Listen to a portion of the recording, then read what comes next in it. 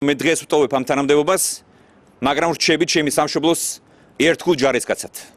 ირაკლი ღარიბაშვილმა პრემიერ-მინისტრის თანამდებობა გუშინ დატოვა. მისი თანამდებობიდან გადადგომის შემდეგ უფლებამოსილება მინისტრებსაც შეუწყდათ. ღარიბაშვილის გადაწყვეტილების შეფასება ბორჯომში ადგილობრივებს უჭირთ. ეთყობა დააძალეს და იმიტომ პრემიერ-მინისტრს დააძალეს გადადგომა. თვითონის ღარიბაშვილი მომწონდა როგორც პიროვნება, მომწონდა და ეხლა დანარჩენს რა ვერ ვიტყვი ვერაფერს. როგორ ფიქრობ რა გახდა მისი გადადგომის მიზეზი?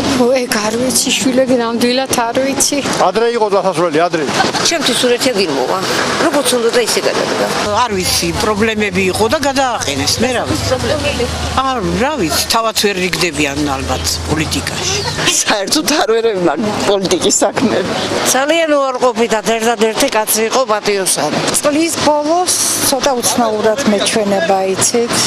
ცოტა ადრე ყოფილიყო ან წლის ბოლოს უკეთესი იქნებოდა. კითხვის ნიშნები მაქვს ძალიან ბევრი.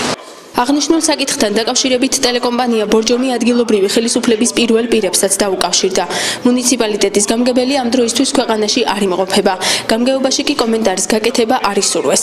რაც შეეხება საკრებულოს თავმჯდომარეს ზაზა ჩაჩანიძემ პირად საუბრებში გვითხრა, რომ ირაკლი ღარიბაშვილის თანამდებობიდან გადადგომის საკითხი მისი შესაფასებელი არ არის.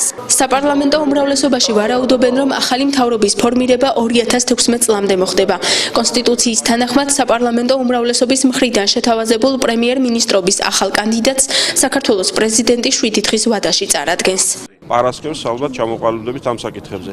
რაც შეეხება უკვე პარლამენტის მიერ ახალი მთავრობისთვის დობის გამოცხადების საკითხს, ჩემი წინასწარი ვარაუდით ეს საკითხი დასრულდება მომავალი კვირის დასაწყისში, ანუ ახალ წლამდე ჩვენ მოვახერხებთ ახალი მთავრობის ჩამოყალიბებას.